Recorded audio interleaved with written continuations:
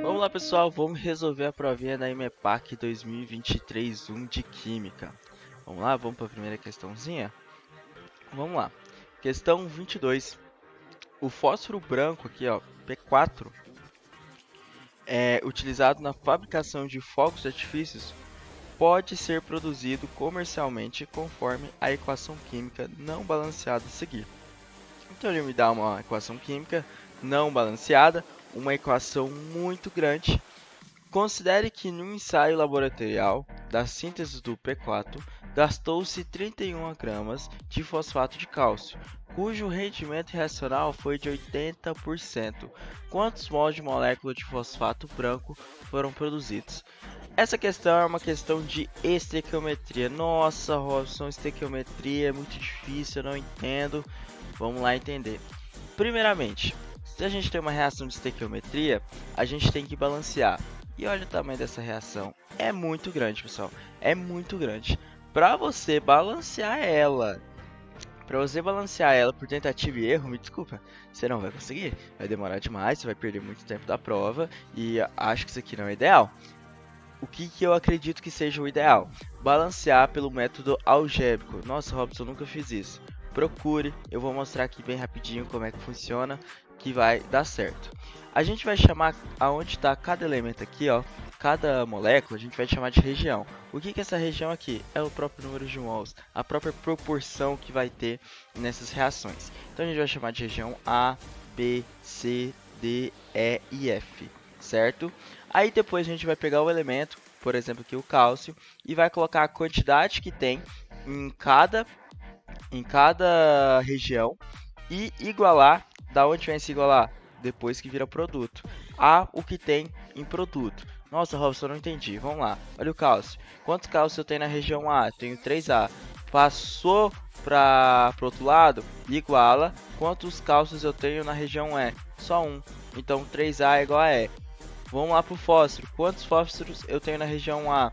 1 aqui. Não, eu tenho 2. Olha que o parênteses aqui, ó. Então 2 vezes 1. Eu tenho 2A. É igual a 4D. Certo? E a gente vai fazer isso. Olha o oxigênio aqui, ó. Quantos oxigênios eu tenho na região A? Eu tenho 8 aqui, ó. 4 vezes 2, 8. Então eu tenho 8A mais 2B. Olha aqui, ó. Tenho 2 oxigênio aqui. 2B. Passou para o outro lado, para produto, igual. Quantos oxigênio eu tenho no E? 3E mais F. Ok? Deu para entender? Olha o silício aqui, ó. Eu tenho um silício na região B. E depois em produto eu só tenho na E um silício, então B é igual a E. E o carbono eu tenho 1 na região C e é igual a F. Por quê? Porque eu só tenho 1 na região F, certo? Então eu tenho aqui um sistema grandinho. Como é que eu resolvo esse sistema? Eu tenho que jogar um valor hipotético para a região A, ok? Ou para outras regiões que você preferir. Eu vou jogar para a região A e eu vou jogar um valor de 2. Por que eu jogo um valor de 2? Porque eu já conheço a estequiometria dessa reação. Para não dar número com vírgula, eu jogo A igual a 2. E você vai resolvendo o sisteminha. Olha aqui, ó. 3 vezes 2 igual a E. E é igual a 6. Olha aqui, ó. E igual a 6. Tá vendo? Se B é igual a E, B é igual a 6. Olha aqui que bonitinho. Olha aqui que bonitinho.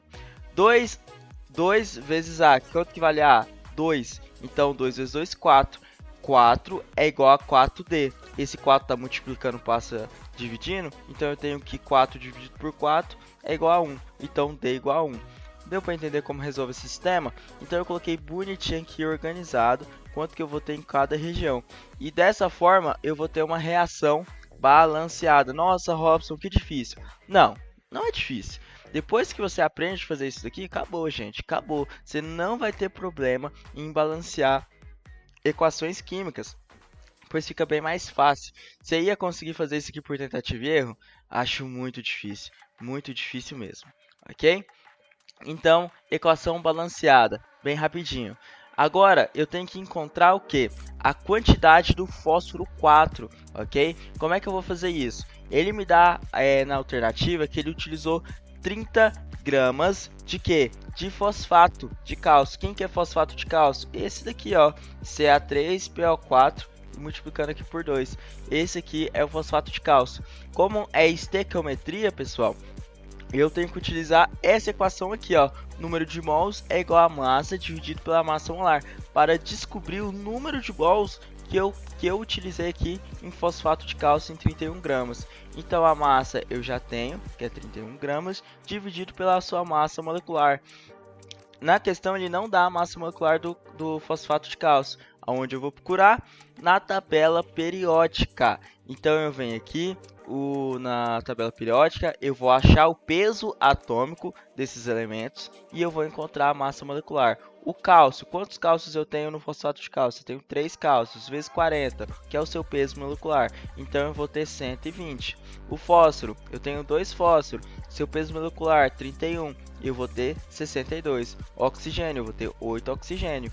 8 vezes 16, 128. Eu somo tudo isso daqui, eu vou encontrar 310, ok? De massa molecular. Então fica 31 dividido por 310, que vai dar 0,1 número de mols, ok?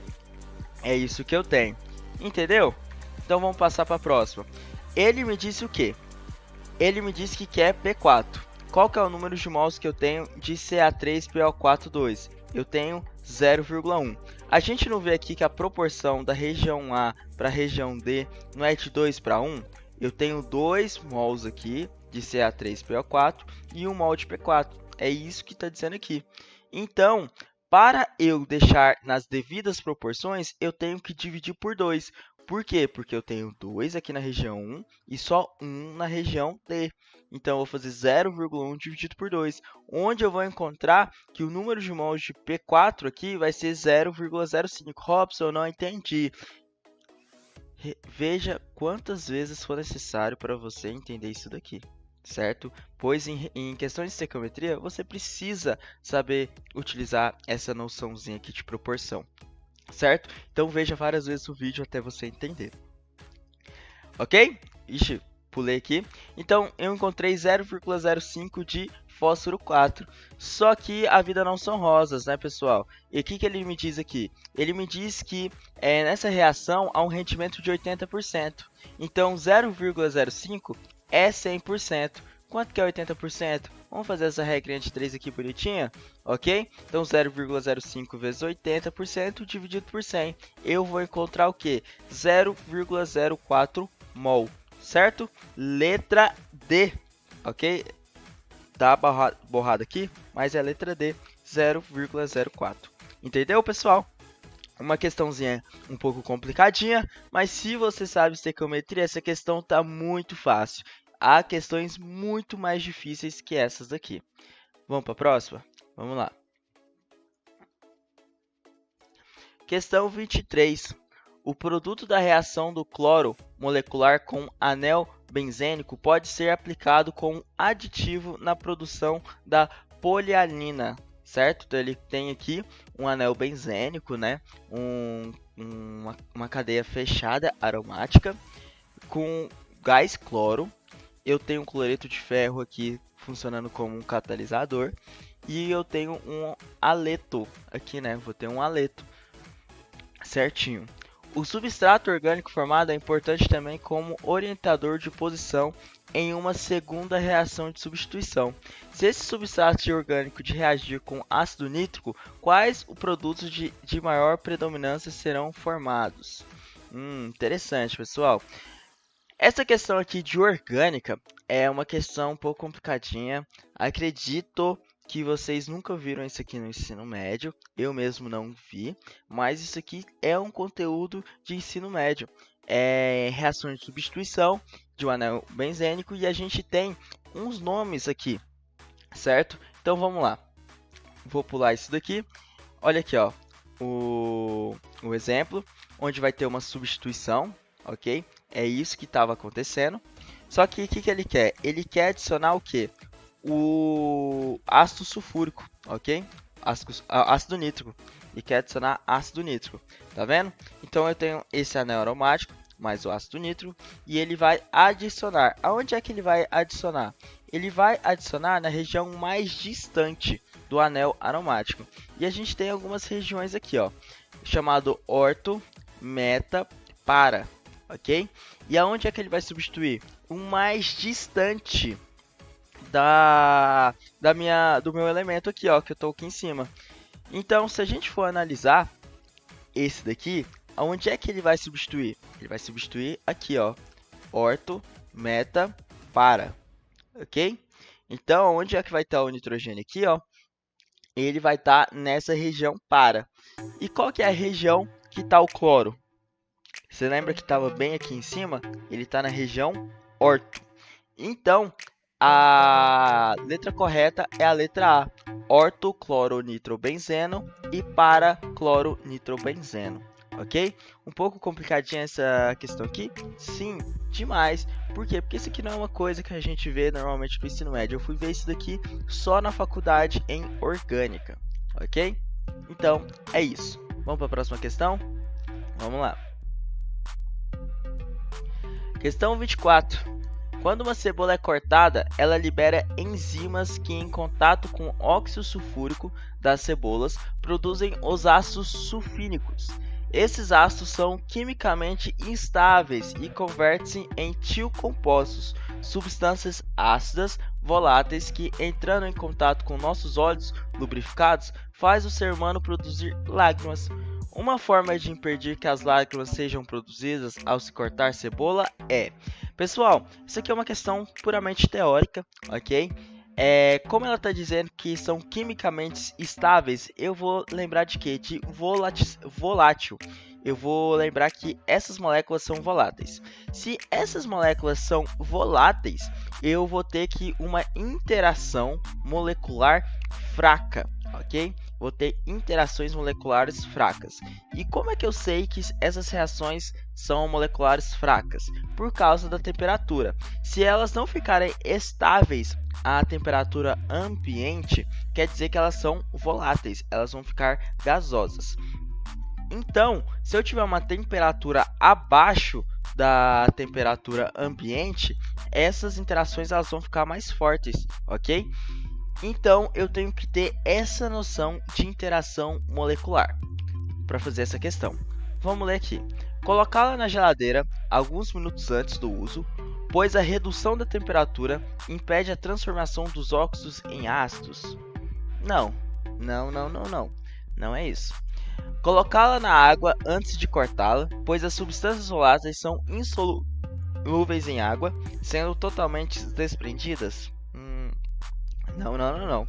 Colocá-la na geladeira, pois a redução da temperatura diminui a volatilidade dos compostos voláteis, impedindo o contato com os olhos? Sim, letra C, ok? Como eu disse, a diminuição da temperatura vai fazer o quê? Essas moléculas ficarem mais juntinhas, elas terem uma interação maior, certo? Então elas não vão ser voláteis, impedindo o contato com os olhos, certo? Questãozinha bem facinho. Vamos ler a D. Colocá-la na água antes de cortá-la, pois a água torna os ácidos quimicamente mais estáveis, impedindo suas transformações em substâncias voláteis. Não, né, pessoal?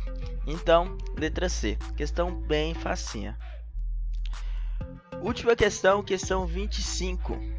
Os acetilenos são hidrocarbonetos da classe dos alcinos, formado por 2 átomos de carbono e 2 de hidrogênio. Esses compostos orgânicos são gases combustíveis que, em contato com gás oxigênio suficiente, têm capacidade de liberar grande quantidade de calor durante a combustão. Sabe-se que a energia liberada na combustão completa de 1 mol de molécula de acetileno é igual a cerca de 1.300 kJ. O quadro a seguir apresenta alguns valores aproximados de energia de ligação em kJ/mol de substâncias gasosas. Então eu tenho aqui a ligação carbono-oxigênio, carbono-hidrogênio, oxigênio-hidrogênio e 2 oxigênios, ok? E ele me dá a energia média quando há quebra dessas ligações.